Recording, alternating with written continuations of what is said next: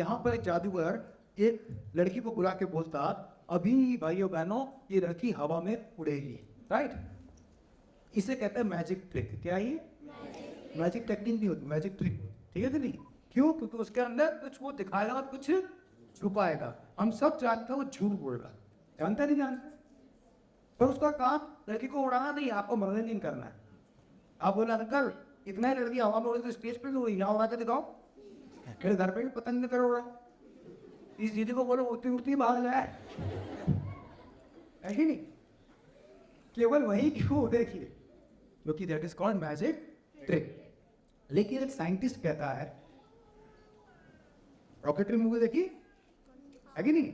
Scientist कहता है ये रॉकेट अभी 10 गिनती में उड़ेगा।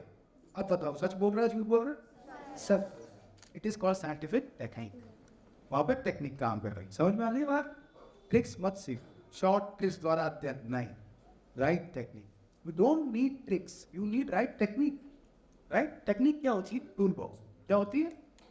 आपके घर पे मैकेनिक आया तो फ्रिज खराब हो गया, एसी खराब हो गया, टीवी खराब हो गया, प्लम्बर को बुलाया, नल खराब हो गया, इलेक्ट्रिसिटी के लिए किसी को बुलाया, बुलाते रहते। हम कभी भी लाइफ में जब कोई चीज़ खराब होती है तो किसी न किसी को बुलाते हैं। उसका रीज़न क्या है? उसका रीज़न है हमें पता है वो हमसे कम पढ़ा लिखा है, शायद ऑल द टाइम नहीं, फिर भी वो उस चीज़ को ठीक करने के बारे में हमसे ज़्यादा जानता है। यस और यानी उसका नॉलेज उस पर्टिकुलर सब्जेक्ट में हमसे ज़्यादा अच्छा है। यस और तो जिस चीज़ में ज़्यादा नॉलेज होगी उसकी प्रॉब्लम जल्दी सॉल्व होगी। यस और राइट। यही सीक्रेट है लाइफ में एजुकेशन का। आप पढ़ाई करने क्यों जाते हो? क्योंकि जितनी ज़्यादा नॉलेज होगी उतनी लाइफ में प्रॉब्लम्स कम होगी या उतना जल्दी वो प्रॉब्लम सॉल्व। ठीक है?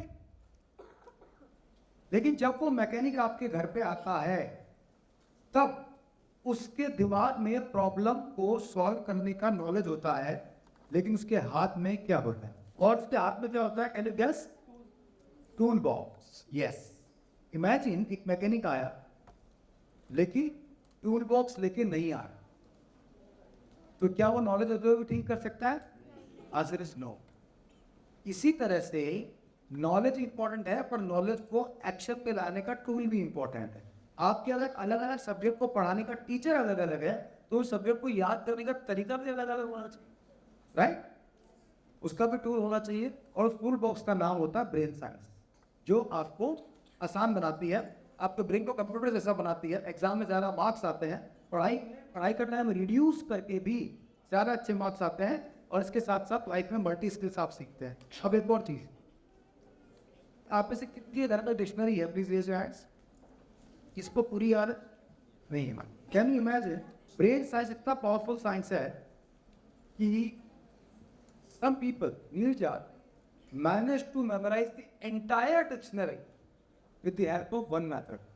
एक मेथड सीखा और पूरी ऑक्सफोर्ड डिक्शनरी याद करके वर्ल्ड रिकॉर्ड बनाया, है ना?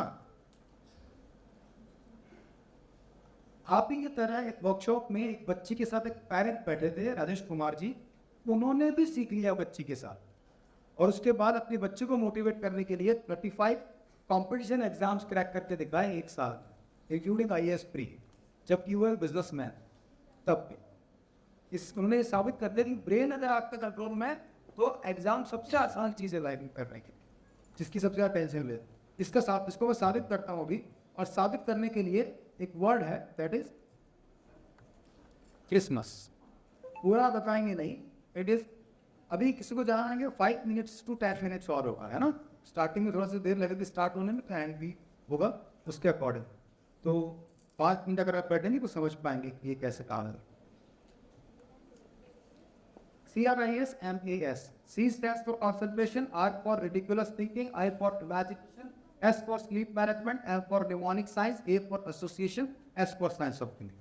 ये बेसिक प्रिंसिपल है किसी भी ब्रेन साइंस को जब शुरू करते हैं सीखना नहीं।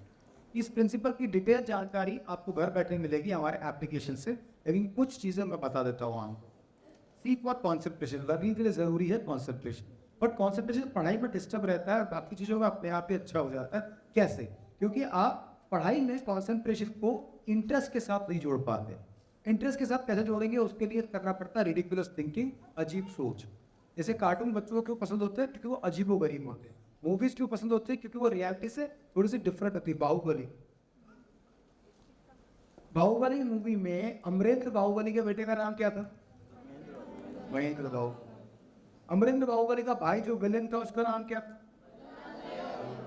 फर्स्ट पार्ट में बल्लादेव की पहली लड़ाई कौन से जानवर से हुई थी? ये बैल से हुई थी, सांड से हुई थी, बताए है कि नहीं? फर्स्ट पार्ट के अंदर लास्ट के अंदर एक राक्षस जैसा आदमी आता है जिसको बाहुबली और बल्लादेव मिलके मारते हैं। वो आक्रमण कर देता है। क्या नाम था उसका? सारे बच्चे मैरिट वाले इनको का नाम हो जाएगा, है ना? अच्छा बच्चे बात बताओ, क्या आप जब भी बाहुबली की पिक्चर देख रहे थे तो क्या आप पेन कॉपी लेके बैठे थे? कभी कोई एग्जाम हो जाए तो क्या आपको आज बताया था किसी ने कि बाहुबली मूवी याद करके आप एग्जाम?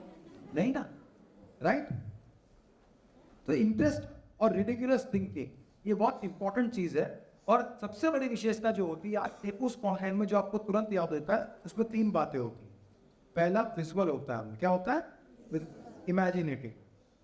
दूसरा उसके अंदर एसोसिएशन होता है, यानी कि वो इमोशनली कनेक्टेड होता है आपके साथ। और तीसरा इंटरेस्ट होता है। इंटरेस्ट, इमोशन और विजुअल, ये 3 बातें जिस चीज में होंगी वो चीजें आपको याद होंगी, याद करनी ही नहीं पड़ेगी। समझ में आ गई बात? विजुअल होगा, इंटरेस्ट होगा। जैसे कि जिन बच्चों का कार्टून में इंटरेस्ट होता है ना, कार्टून के कैरेक्टर याद होते हैं। जिनका क्रिकेट में इंटरेस्ट होता है, क्रिकेट के लोगों के नाम याद होते हैं। जिनका WWE में इंटरेस्ट होता है, फाइटर्स के नाम याद होते हैं। जिसमें भी इंटरेस्ट है उसकी बातें याद होती है। म्यूजिक में इंटरेस्ट है तो सारे सिंगर्स के नाम, कौन सा म्यूजिक डायरेक्टर, ये याद रहते हैं, है कि नहीं? जहाँ इंटरेस्ट है अपने आप ही नॉलेज परमानेंट होगी। दूसरा पार्ट इमोशन, जिसके साथ आपका इमोशन है। अपने बच्चों के मोबाइल नंबर, खुद के मोबाइल नंबर, घर वालों का मोबाइल नंबर, उनकी बर्थ डेट, उनके ये वो है, ये वो, जहाँ से आपका इमोशन जुड़ा हुआ है वो उनसे जुड़ी हुई इंफॉर्मेशन भी याद रहती है। और तीसरा विजुअल, जो आप देखते हो आपको याद रहता है। ठीक है?